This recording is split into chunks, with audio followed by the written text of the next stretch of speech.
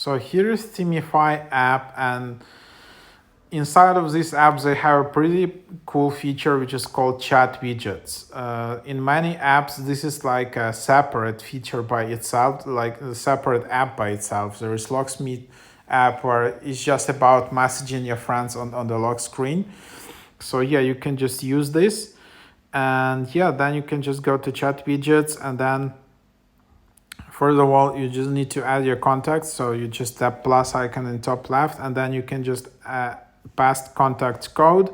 So here you can also see your own code. Like here you can see your Themify code, and that's what you need to get from your friend. You add it, and then you can just see some instructions how to add this chat widget, and then you will be able to chat with your friends on your lock screen. And then just add your name, and then